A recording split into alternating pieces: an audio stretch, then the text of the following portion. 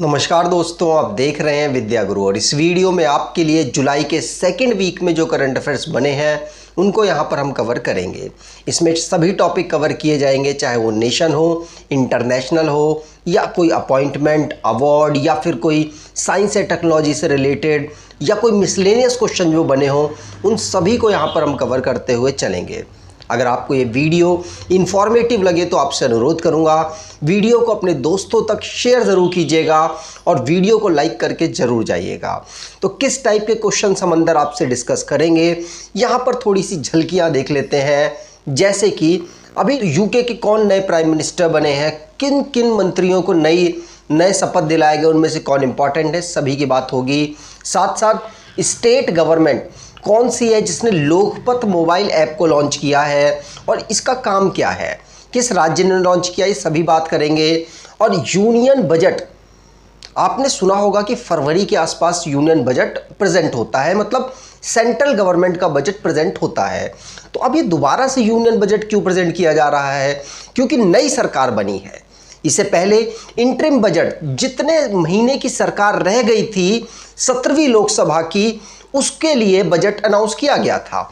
अब यहाँ पर बाकी जो ईयर बचा है उसके लिए बजट यहाँ पर प्रेजेंट किया जाएगा फाइनेंस मिनिस्टर निर्मला सीतारमण जी के द्वारा। तो जो इंपॉर्टेंट पॉइंट्स होंगे उनको डिस्कशन कर लेंगे और साथ साथ कब यूनियन बजट प्रेजेंट किया जाएगा उसकी बात करेंगे। और अभी रिसेंटली में बेस्ट एग्रीकल्चर स्टेट अवार्ड मिला है। भारत के 28 राज्यों में से किस राज्य को बेस्ट एग्रीकल्चर स्टेट अवार्ड मिला, उनकी चर्चा होगी। और एससीओ, संघाई कॉरपोरेशन ऑर्गेनाइजेशन, इसमें भारत भी एक मेंबर है और उसके साथ साथ पाकिस्तान और चाइना और रशिया भी इसके मेंबर हैं। तो अभी रिसेंटली में किस कंट्री ने इसे ज्वाइन किया है उसकी चर्चा करेंगे। और ओलंपिक होने वाला है, समर ओलंपिक। समर ओलंपिक कहाँ होगा? पेरिस, फ्रांस में इसको ऑर्गेनाइज कराया जाएगा। वहां पर भारत की तरफ से फ्लैग बेरर कौन होंगे, भारत की तरफ से वहां पर एम्बेसडर, मतलब किस कंपनी को सारा पूरे एम्बेसडर का डोर दे दी गई है, उसकी बात होगी। और कौन प्लेयर है जो कि सभी खिलाड़ियों को प्रोत्साहित करेंगे, उसके लिए एक प्लेयर को अपॉइंट किया गया है, उसकी बात करेंगे। मतलब सभी इंपॉर्टेंट पॉइंट्स को यहां पर कवर किया जाएगा। नाटो और ओलंपिक कब से होना है? तो जुलाई के लास्ट वीक से ही ऑर्गेनाइज शुरू किया जाएगा पेरिस में। NATO, North Atlantic Treaty Organization, ये एक मिलिट्री ग्रुप है कंट्रीज का। 32 मेंबर्स हैं और अभी इनकी समिट ऑर्गेनाइज हुई है। वहां पर कई पॉइंट्स पर डिस्कशन हुआ और कौन कौन से मेन पॉइंट्स निकले, कहां पर इसको ऑर्गेनाइज कराया गया, सारी चर्चा की जाएगी। और आईसीसी के द्वारा 2021 जनवरी से याद है मुझे कि शुरू किया गया था एक नया अवार्ड जिसको कहते हैं player of the month award. और पहली बार फर्स्ट टाइम भी किसी भारतीय को मिला था और इस बार जून के मंथ में भी किसी भारतीय को अनाउंस किया गया है मेंस कैटेगरी में और साथ साथ वुमेन्स कैटेगरी में। तो उनकी चर्चा करेंगे और लास्ट में हम इंपॉर्टेंट डेज को पढ़ते हैं, उनको तो हम कवर करेंगे ही। तो चलिए स्टार्ट करते हैं वीडियो को पहले क्वेश्चन से। पहला क्वेश्चन है कि किस राज्य ने अभी लोकपथ मोबाइल ऐप को लॉन्च किया है, जो रोड में प्रॉब्लम्स आती हैं, उस राज्य की रोड्स में जो प्रॉब्लम आती है उससे रिलेटेड कोई भी कंप्लेन आएगी उसको मतलब पारदर्शी तरीके से कंप्लेन आए और उसको जो वहाँ के ऑफिसर्स होंगे जो उसे सॉल्व कर सकते हैं उसे वो विद इन वीक सॉल्व करने की कोशिश करेंगे। तो यही यहाँ पर मध्य प्रदेश सरकार ने पारदर्शी तरीका निकाला है रोड की प्रॉब्लम को रिजॉल्व करने के लिए लोकपथ मोबाइल ऐप के माध्यम से। तो लोकपथ मोबाइल ऐप क्या है? तो Lokpath mobile app road problems को सॉल्व करने के लिए मध्य प्रदेश सरकार के द्वारा एक पारदर्शी तरीका निकाला गया है जिससे कि पब्लिक की प्रॉब्लम्स को जो ऑफिसर्स है वो कम से कम कोशिश करेंगे कि 1 वीक में सॉल्व करने की कोशिश करें। ठीक, याद रखिएगा। मध्य प्रदेश के chief minister doctor Mohan Yadav ji के द्वारा इसको लॉन्च किया गया। ठीक, अगला क्वेश्चन है NCPCR मतलब national commission for protection of child right के द्वारा मीका माइंस जो होती हैं किस राज्य को चाइल्ड लेबर फ्री अनाउंस कर दिया गया है? तो चाइल्ड लेबर फ्री मीका सबसे ज्यादा, मतलब ऑलमोस्ट छत्तीसगढ़, झारखंड में आप इसका नाम सुनते होंगे, उड़ीसा के कुछ डिस्ट्रिक्ट में भी सुनते होंगे। तो मीका माइंस वहां पर अवेलेबल है। तो वहां पर बच्चे बहुत बड़ी तादाद में काम कर रहे थे। तो अभी इस ये प्रोटेक्शन कमीशन है, इसने अभी क्या किया, बच्चों को वहां से निकालकर एजुकेशन की तरफ शिफ्ट करने की कोशिश की है। तो एजुकेशन की तरफ लगभग 100% बच्चों को, जो झारखंड की मीका माइंस है वहां से बच्चों को निकाला गया और उनका नामांकन, मतलब उनका रजिस्ट्रेशन कराया गया, किसी ना किसी स्कूल में उनको भेजना शुरू कर दिया गया है। तो ये 20,000, लगभग 20,000 बच्चों को यहां से निकाला गया और अब उनको स्कूल में भेजा जा रहा है। उनको वहां पर रखने और रहने की सुविधा भी प्रोवाइड कराई गई है इस कमीशन के द्वारा। इसीलिए इस कमीशन ने अनाउंस किया है कि झारखंड की जो मीका माइंस है उनको चाइल्ड लेबर फ्री अनाउंस किया जा सकता है और कर दिया गया है। ध्यान रखिएगा, ठीक। झारखंड में अभी रिसेंटली में यहां के चीफ मिनिस्टर भी चेंज हुए हैं। हेमंत सोरेन, कौन? हेमंत सोरेन दोबारा से यहां के चीफ मिनिस्टर बन चुके हैं, ठीक। अगला क्वेश्चन है मित्र वन इनिशिएटिव। ये मित्र वन इनिशिएटिव किस राज्य के द्वारा शुरू किया गया? तो मित्र का मतलब फ्रेंड की यहां पर बात की जा रही है, उसके साथ वन मतलब फॉरेस्ट का इनिशिएटिव शुरू किया गया। तो भारत और उत्तर प्रदेश की गवर्नमेंट ने भारत का जो बॉर्डर टच होता है उत्तर प्रदेश से नेपाल के साथ, नेपाल की बाउंड्री में मित्र वन इनिशिएटिव को शुरू किया, जिससे कि वन को डेवलप किया जाएगा उस बॉर्डर लाइन में, जिससे कि एक बॉर्डर लाइन भी क्रिएट हो जाएगी, साथ साथ एक एनवायरमेंट फ्रेंडली कैंपेन भी यहां पर ये हो जाएगा। इसीलिए योगी आदित्यनाथ जो कि उत्तर प्रदेश के चीफ मिनिस्टर हैं, उनके द्वारा इस मित्र वन इनिशिएटिव को शुरू किया गया, जो कि जो नेपाल और उत्तर प्रदेश का बॉर्डर है उसमें प्लांट्स को मास लेवल पर लगाया जाएगा एक कैंपेन के माध्यम से। ध्यान रखिएगा, मित्र वन इनिशिएटिव उत्तर प्रदेश का इनिशिएटिव है। अगला क्वेश्चन, जो यूके है, यूनाइटेड किंगडम, वहां के नए प्राइम मिनिस्टर कौन बने हैं? तो केयर स्टारमर। ये इंपॉर्टेंट तो है ही। केयर स्टारमर के साथ साथ आपको इनकी पार्टी का नाम भी याद रखना है। ये लेबर पार्टी से बिलोंग करते हैं। 14 साल बाद इनकी जो पार्टी की सत्ता है वो वापस आई है। और कंजर्वेटिव पार्टी अभी रिसेंटली में, जिसके प्राइम मिनिस्टर भारतीय मूल के ऋषि सुनक थे, वो यहां पर हार चुके हैं प्राइम मिनिस्टर का चुनाव, और अब जो लेबर पार्टी है उसने यहां पर चुनाव जीत लिया।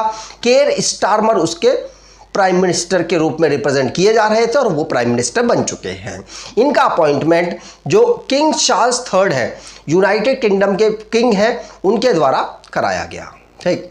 आगे बात करें, अब यूके से ही एक इंपॉर्टेंट क्वेश्चन है।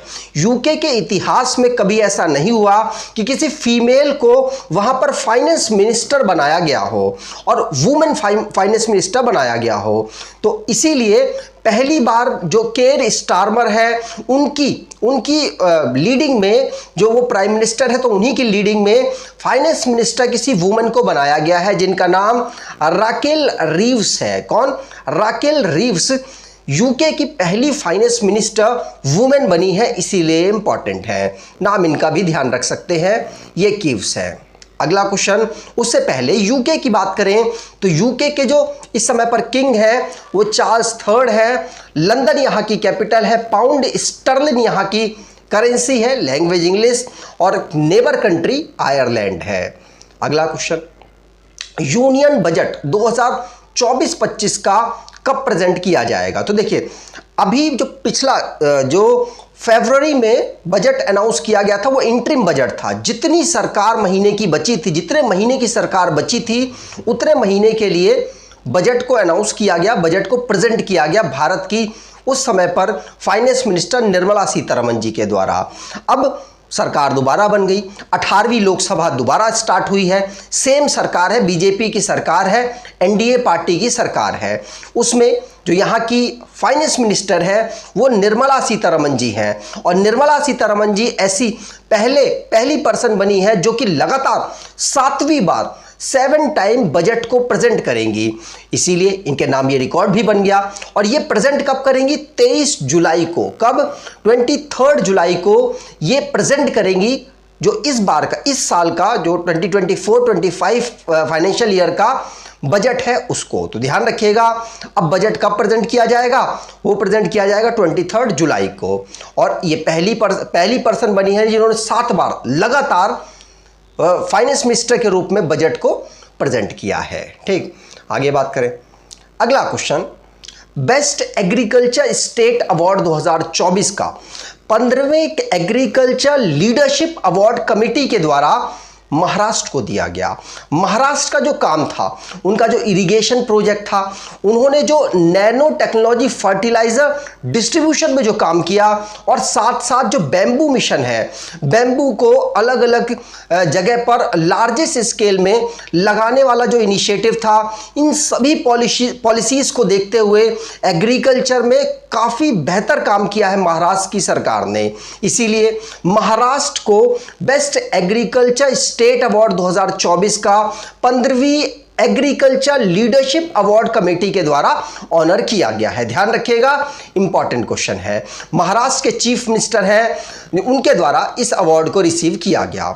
अगला क्वेश्चन, अभी रिसेंटली में संघाई कॉरपोरेशन ऑर्गेनाइजेशन की मीटिंग हुई, जिसमें 10वां मेंबर यहां पर बन चुका है उसका बेलारूस। कौन?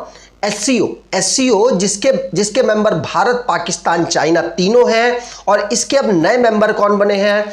बेलारूस कंट्री बनी है। ध्यान रखिएगा, इंडिया भी इसका फुल टाइम मेंबर है। एससीओ जिसको 2001 में फाउंड किया गया था, अब इसके 14 फुल टाइम मेंबर हैं। 2 ऑब्जर्वर कंट्रीज हैं जिनको इन फ्यूचर इनका फुल टाइम मेंबर बनाया जा सकता है, और 14 डायलॉग पार्टनर भी इसके अवेलेबल है। ठीक, तो एससीओ के कौन कौन मेंबर हैं? तो नया मेंबर बेलारूस बना है, China, India, Iran, Kazakhstan, Kyrgyzstan, Pakistan, Russia, Tajikistan और उज्बेकिस्तान, इसके टोटल 10 मेंबर हो चुके हैं। अगला क्वेश्चन, ओलंपिक 2024 जो कि पेरिस फ्रांस की कैपिटल में ऑर्गेनाइज कराया जाएगा। समर ओलंपिक है ये, आपको पता है 4-4 साल के अंतराल में होता है, लेकिन इससे लास्ट वाला जो ओलंपिक है वो 2021 में कराया गया था, क्योंकि 2020 में कोरोना का समयकाल चल रहा था और कोरोना उस समय भयावह स्थिति में अवेलेबल था। इसीलिए 2021 में जापान की कैपिटल टोक्यो में उसको ऑर्गेनाइज कराया गया। भारत का परफॉर्मेंस बेहतरीन उसमें हुआ था, फ्यूचर जो पास्ट का परफॉर्मेंस था उसके कंपेयर में। इस बार भारत से और उम्मीदें हैं, और भारत का इस बार फ्लैग बेरर के रूप में किसको सिलेक्ट किया गया है? भारतीय ओलंपिक संगठन के द्वारा, तो इंडियन ओलंपिक एसोसिएशन के द्वारा। तो ये पीवी सिंधु जो कि 2 बार ओलंपिक में मेडल प्राप्त कर चुकी हैं। 2016 में जब रियो डी जेनेरियो में हुआ था, वहां पर इनको मेडल प्राप्त हुआ था, और उसके सिल्वर मेडल प्राप्त हुआ था। और उसके बाद इन्होंने 2021 जापान की कैपिटल टोक्यो में हुआ ओलंपिक, वहां पर भी इन्होंने मेडल प्राप्त किया। ये भारत को बैडमिंटन के रूप में रिप्रेजेंट करती हैं। अब दूसरे प्लेयर है शरद कमल, इनको भी फ्लैग बेरर के रूप में इंडियन ओलंपिक एसोसिएशन के द्वारा सिलेक्ट किया गया है। ये टेबल टेनिस से रिलेटेड प्लेयर है। दोनों का नाम ध्यान रखेंगे, आपसे पूछा जा सकता है। और अभी रिसेंटली में जो ओलंपिक मेडलिस्ट थे, आगे बात करेंगे, गगन नारंग, इनको मैरीकॉम की जगह सेफ डी मिशन के लिए इंडिया के जो पेरिस ओलंपिक में जो दल है उसके लिए सिलेक्ट किया गया है। पहले मैरीकॉम थे, लेकिन उनकी जो फिजिक है, जो मेडिकल स्थिति है वो थोड़ी ख़राब चल रही है, जिसकी वजह से गगन नारंग को यहाँ पर जो शूटर रहे हैं उनको सिलेक्ट किया गया है। अगर भारत के फ्लैग बेरर पास्ट के फ्लैग बेयर्स की बात करें तो 2020 में, मतलब 2021 में वैसे ये हुआ था, 2021 में हुआ था जो ओलंपिक, उसमें मैरी कॉम और साथ साथ मनप्रीत सिंह, ये दोनों प्लेयर यहाँ पर फ्लैग बेयरर के रूप में थे। और 2016 में अभिनव बिंद्रा थे और 2012 में सुशील कुमार थे। ठीक, आगे बात करें, ये है पीवी सिंधु और कमल शरत। अगला क्वेश्चन, अभी रिसेंटली में पेरिस ओलंपिक में जो होगा ओलंपिक, उसमें भारतीय दल के लिए मेन स्पॉन्सर किसको नियुक्त किया गया, किसको सिलेक्ट किया गया इंडियन ओलंपिक एसोसिएशन के द्वारा? तो ये अभी अडानी ग्रुप्स को सिलेक्ट किया गया है, ध्यान रखिएगा। अडानी ग्रुप को 2024 पेरिस ओलंपिक के लिए भारतीय दल का प्रिंसिपल स्पॉन्सर या मेन स्पॉन्सर सिलेक्ट किया गया है। ओलंपिक कब से कब तक होगा? तो 26 जुलाई से 11 अगस्त तक इसको ऑर्गेनाइज कराया जाएगा। ठीक, और ये क्वेश्चन मैंने आपको बता दिया। सेफ डी मिशन, भारतीय दल का ओलंपिक में सेफ डी मिशन कौन होगा? तो ब्रॉन्ज मेडल 2012 में ये जीत चुके हैं, शूटर रहे हैं गगन नारंग। ये इंडियन दल के शेफ डी मिशन के रूप में काम करेंगे, भारतीय दल को प्रोत्साहित करेंगे और जिससे कि भारतीय दल बेहतर परफॉर्मेंस कर पाए। तो 26 जुलाई और से लेकर 11 अगस्त तक इस टूर्नामेंट को ऑर्गेनाइज कराया जाएगा। ठीक, अगला क्वेश्चन, प्रधानमंत्री मोदी जी अभी रिसेंटली में रशिया और अन्य देशों की यात्रा पर भारत से गए हैं। वहाँ पर भारत को रिप्रेजेंटेटर के रूप में ये वहाँ पर भारत के रिप्रेजेंटेटिव के रूप में वहाँ पर पहुँचे थे। और रशिया ने अभी रिसेंटली में इनको अपने यहाँ पर हाईएस्ट सिविलियन ऑनर दिया है। तो प्रधानमंत्री मोदी जी को 2024 में 2 देशों के द्वारा अभी तक दिया जा चुका है अपने देश का हाईएस्ट सिविलियन ऑनर। और रशिया का हाईएस्ट सिविलियन ऑनर को कहते क्या है? तो order of Saint Andrews the Apostle इसका नाम है, जो भारतीय प्रधानमंत्री मोदी जी को मिला है। ये रशिया का हाईएस्ट सिविलियन ऑनर है। रशिया जो कि पिछले साल से लेकर काफ़ी ज़्यादा चर्चाओं में रहा, क्योंकि यूक्रेन के साथ इसका युद्ध चल रहा है और काफ़ी ज़्यादा देशों, जो यूरोपियन देश हैं, अमेरिका के देश हैं, उन्होंने इसको बायकॉट कर रखा है, इसीलिए चर्चाओं में रहा। भारत के साथ इसके रिलेशन वैसे ही चल रहे हैं जैसे बेहतर पहले थे, अभी भी बेहतर है। तो भारतीय प्रधानमंत्री अभी गए थे वहीं पर, और अब इस साल इनको दूसरा किसी देश के द्वारा दिया हुआ हाईएस्ट सिविलियन ऑनर है। इससे पहले 2024 में ही भूटान ने अपना हाईएस्ट सिविलियन ऑनर भारतीय प्रधानमंत्री को दिया था। रशिया जिसकी कैपिटल मॉस्को है, करेंसी यहाँ की रशियन रूबल है, यूरोप और एशिया दोनों देश में, दोनों कॉन्टिनेंट में आता है। लेकिन आपसे पूछ लिया जाए, वैसे तो रशिया सभी देशों में सबसे बड़ा देश है एरिया वाइज, लेकिन एशिया में अगर आपसे पूछा जाए सबसे बड़ा देश कौन है तो चाइना है। रशिया का एशिया में कुछ पार्ट आता है, चाइना के कंपेयर में छोटा है।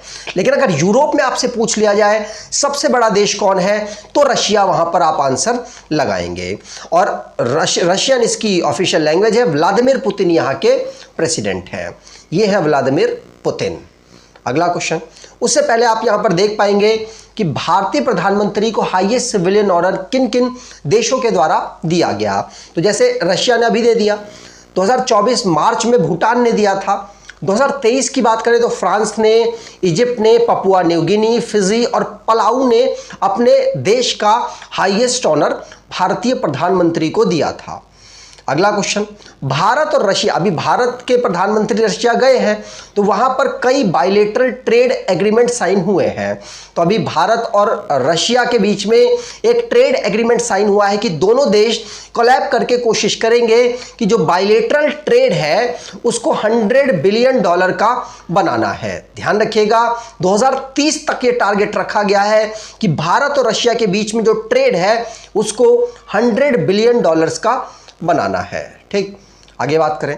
अगला क्वेश्चन मोस्ट इंपॉर्टेंट क्वेश्चन है वनडे एग्जाम के लिए कि भारतीय क्रिकेट टीम, जो मेंस की क्रिकेट टीम है, उसने T20 वर्ल्ड कप अभी रिसेंटली में, जिसको वेस्ट इंडीज और अमेरिका में ऑर्गेनाइज कराया गया था, वहां पर जीत लिया। अब राहुल द्रविड़ का जो एग्रीमेंट था वो खत्म हो गया एज अ कोच भारतीय क्रिकेट टीम। तो अब नए कोच यहां पर गौतम गंभीर को सिलेक्ट किया गया है। गौतम गंभीर एज अ मेंटर केकेआर के लिए काम कर चुके हैं और उन्होंने बेहतर परफॉर्मेंस एज अ कोच किया केकेआर के लिए, और केकेआर ने आईपीएल का जो 2024 में ऑर्गेनाइज हुआ था उस खिताब को जीता है। और गौतम गंभीर को तब से एज अ कोच यहां पर कंसीडर किया जा रहा था, और अब गौतम गंभीर भारतीय मेंस क्रिकेट टीम के कोच के रूप में सिलेक्ट हो चुके हैं। ध्यान रखिएगा, बीसीसीआई के द्वारा इस अपॉइंटमेंट का कंफर्मेशन किया गया। अगला question, NATO North Atlantic Treaty Organization, जिसको अभी रिसेंटली में इसका एक समिट ऑर्गेनाइज हुआ है। कहां हुआ है? अमेरिका की कैपिटल वॉशिंगटन में इसको ऑर्गेनाइज कराया गया। यहां पर यूक्रेन में जो युद्ध चल रहा है उसकी चर्चा हुई, जिसमें यह तय किया गया सभी देशों के द्वारा कि हम यूक्रेन को मिलिट्री एड प्रोवाइड कराएंगे। कितने तक का? तो 40 बिलियन यूरोस, मतलब 43.28 बिलियन यूएस डॉलर का मिलिट्री एड यूक्रेन को प्रोवाइड नेक्स्ट ईयर तक करवाया जाएगा। नाटो के कितने मेंबर हैं? तो नाटो का एक मिलिट्री अलायंस है जिसके 32 टोटल मेंबर हैं। नाटो जिसको फॉर्म किया गया था 1949 में, मिलिट्री अलायंस है। ब्रुसेल्स बेल्जियम में इसका हेडक्वार्टर है और जेन स्टोलनबर्ग इसके सेक्रेटरी जनरल है। आगे बात करें, अगला क्वेश्चन है, अभी रिसेंटली में कोलंबो सिक्योरिटी कॉन्क्लेव ऑर्गेनाइज हुआ इनके जो ग्रुप्स हैं उनके बीच में, और इसमें नए रीजनल मेंबर को भी शामिल किया गया है। तो कोलंबो जो कि श्रीलंका की कमर्शियल कैपिटल है, वहां पर ऑर्गेनाइज कराया गया। तो कोलंबो सिक्योरिटी कॉन्क्लेव में अब नए मेंबर 5वें मेंबर के रूप में बांग्लादेश बन चुका है। इससे पहले कौन मेंबर थे? तो भारत, श्रीलंका, मॉरिशस और मालदीव, ये 4 देश मेंबर थे। अब इसका नया मेंबर बांग्लादेश भी बन चुका है। इस कोलंबो सिक्योरिटी कॉन्क्लेव को शुरू कब किया गया? इसको एस्टेब्लिश किया गया था 2020 में।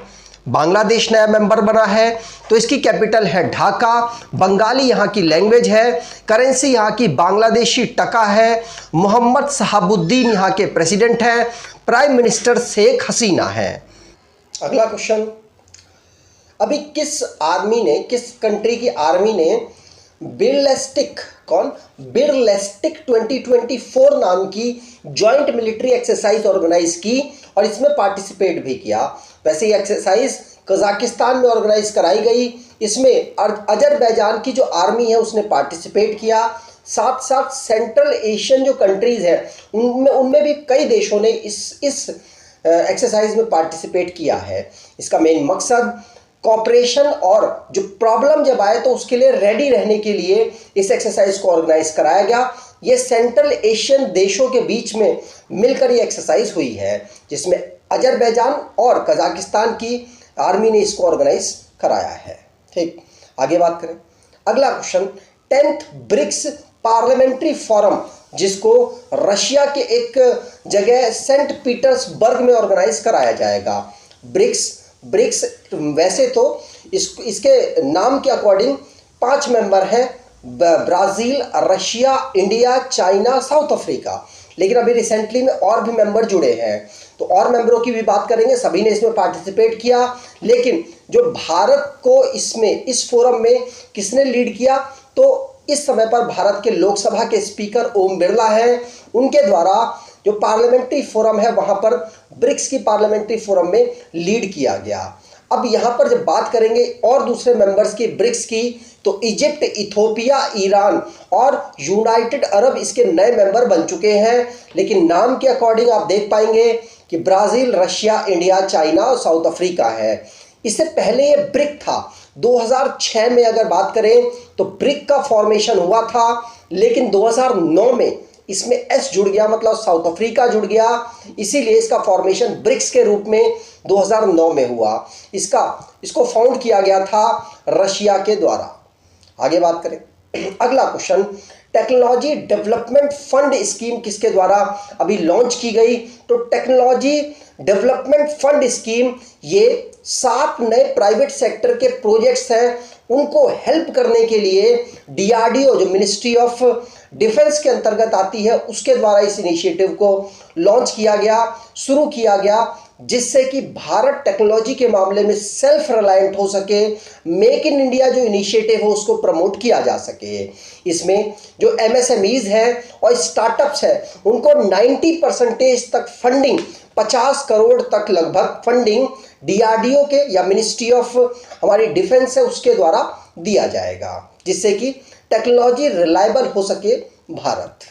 आगे बात करें, अगला question, national tuberculosis elimination programme के प्रिंसिपल एडवाइजर के रूप में किसको अपॉइंट किया गया है? तो डॉक्टर सौम्या स्वामीनाथन को principal adviser ministry of health and family welfare, जिसको जेपी नड्डा जी संभाल रहे हैं, इनके द्वारा नेशनल ट्यूबरक्लोसिस एलिमिनेशन प्रोग्राम के लिए principal adviser doctor Soumya Swaminathan को नियुक्त किया गया है।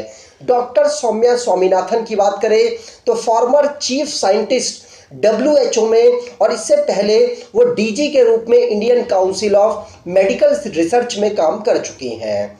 आगे बात करें, डॉक्टर सौम्या स्वामीनाथन आपने देखा। अगला क्वेश्चन, सुप्रीम कोर्ट में नए फाइलिंग काउंटर को इनॉग्रेट अभी रिसेंटली में किया गया।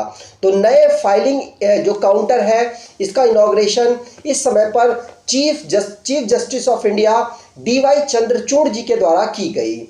इसमें टेक्नोलॉजी की मदद से फाइलिंग को कंट्रोल किया जाएगा, जिससे कि जो पुराने डेटाज हैं उनको आसानी से डिस्कवर किया जा सके, इसीलिए इसका महत्व है।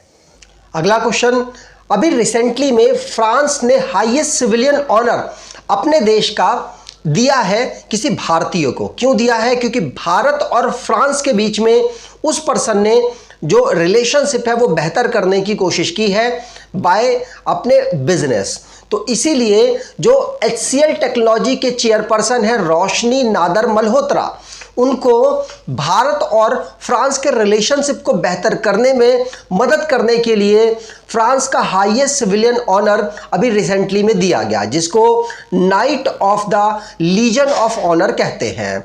नादर की बात करें तो नादर जो कि HCL टेक्नोलॉजी की चेयरपर्सन है, इन्होंने अपने बिजनेस के माध्यम से भारत और फ्रांस के रिलेशनशिप को बेहतर करने में मदद की है।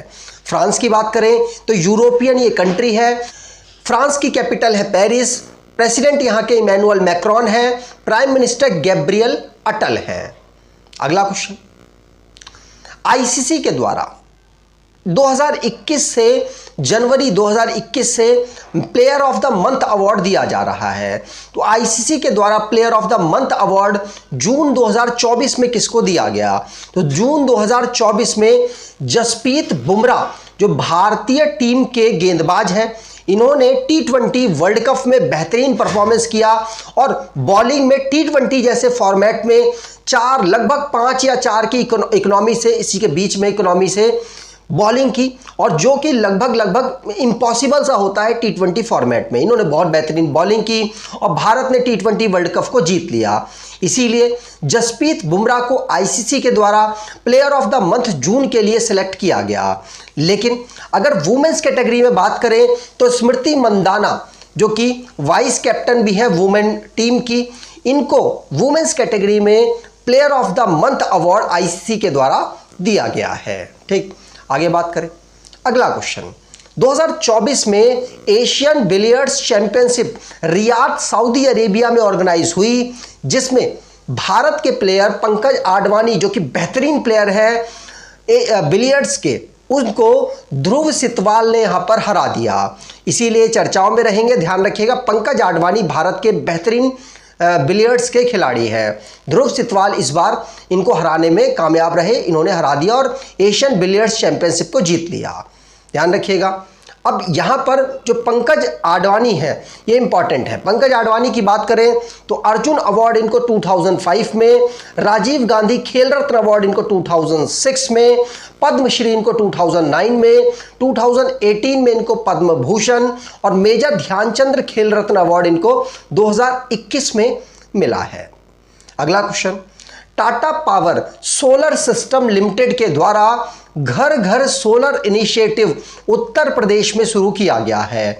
तो घर घर सोलर इनिशिएटिव उत्तर प्रदेश में टाटा पावर सोलर सिस्टम के द्वारा अभी रिसेंटली में शुरू किया गया और इसको स्टार्ट उत्तर प्रदेश में भारत के प्रधानमंत्री की जो पार्लियामेंट्री कॉन्स्टिट्यूएंसी है वाराणसी, वहां से शुरू किया गया, जिससे कि उत्तर प्रदेश में घर घर सोलर सिस्टम को लगाया जा सके।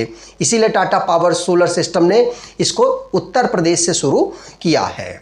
आगे बात करें, अगला क्वेश्चन, मसूद पेजेक्शियन, कौन? मसूद पेजेक्शियन, जो कि अभी रिसेंटली में प्रेसिडेंट बन गए हैं, कहां के? ईरान के। ईरान में प्रेसिडेंशियल इलेक्शन हुआ। मसूद पेजेक्शियन जो कि अभी रिसेंटली में वहां चुनाव जीत गए और ईरान के नए प्रेसिडेंट के रूप में इन्होंने जीत दर्ज की है। ईरान एशियन कंट्री है जिसकी कैपिटल तेहरान है। मोहम्मद मकबूर इस समय पर प्रेसिडेंट है, लेकिन अब प्रेसिडेंट कौन बन गए? मसूद। और सुप्रीम लीडर यहाँ के अली खमेनी है। पार्शियन यहाँ की ऑफिशियल लैंग्वेज है। अगला क्वेश्चन, डीआरडीओ के द्वारा भी रिसेंटली में इंडिजीनियसली लाइट टैंक जोरावर को डेवलप किया गया। जो इंडिजीनियसली लाइट टैंक है जोरावर, इसको डीआरडीओ ने लार्सन एंड टर्बो के कोलैबोरेशन से डेवलप किया है। ये भारतीय ये इंडिजीनियसली का मतलब भारत के द्वारा, भारत के ऑर्गेनाइजेशंस के द्वारा इसको डेवलप किया गया, ध्यान रखिएगा। ये लाइट टैंक है जोरावर, ठीक।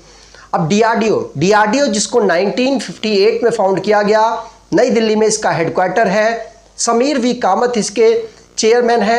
मिनिस्ट्री ऑफ डिफेंस के अंतर्गत ये आती है। इसका मोटो स्टेथन ऑरिजिन इज इन साइंस है। अगला question, global conclave on plastic recycling and sustainability inaugurated at New Delhi. तो अभी रिसेंटली में जो एक ग्लोबल कॉन्क्लेव ऑर्गेनाइज हुआ प्लास्टिक रिसाइकलिंग एंड सस्टेनेबिलिटी के ऊपर, इसको इनॉग्रेट कहाँ किया गया? प्रगति मैदान नई दिल्ली में। इसके चीफ गेस्ट श्रीमती निवेदिता शुक्ला वर्मा रही हैं, ध्यान रखिएगा। और अभी प्लास्टिक को किस प्रकार से मैनेज किया जाए उसके ऊपर यहाँ पर एक पूरा सिस्टम तैयार करके लोगों को और एमएसएमईस को सपोर्ट करने के लिए इसे ऑर्गेनाइज कराया गया, जिससे कि प्रमोट किया जा सके एमएसएमईस को, जिससे वो प्लास्टिक जो रिसाइकलिंग है सस्टेनेबिलिटी सिस्टम है उसको शुरू कर सके और कुछ ऐसा डेवलप कर सके जो कि भारत और दुनिया के लोगों के लिए यूजफुल हो पाए, ठीक। आगे बात करें, अगला question, world Kiswahili language day हम कब ऑब्जर्व करते हैं? तो world Kiswahili language day UNESCO के द्वारा जो किस्वाहिली कल्चर है और उनकी जो लैंग्वेज है उसको संजोने के लिए 7 जुलाई को ऑब्जर्व करने की अनाउंसमेंट की है। इसकी theme Kiswahili education and culture of peace रखी गई है। यूनेस्को जिसका हेडक्वार्टर पेरिस में है, वहीं पर इस डे का सेलिब्रेशन ऑर्गेनाइज कराया गया। जो किस्वाहिली है ये एक लैंग्वेज है अफ्रीकन कंट्री की, जिसको संजो कर रखने के लिए यूनेस्को के द्वारा इसको ऑब्जर्व किया जाता है। अगला क्वेश्चन, वर्ल्ड पॉपुलेशन डे हम कब ऑब्जर्व करते हैं? तो वर्ल्ड पॉपुलेशन डे हम 11 जुलाई को ऑब्जर्व करते हैं। इसको पहली बार 1989 में यूनाइटेड नेशन ने अनाउंस किया था, तब से हम इसको हर साल ऑब्जर्व कर रहे हैं। और इसकी इस बार की theme leave no one behind count everyone रखी गई है। अगर आपको ये वीडियो अच्छी लगी है तो आपसे अनुरोध करूंगा वीडियो को लाइक कर दीजिएगा, चैनल को सब्सक्राइब कर लीजिएगा। धन्यवाद।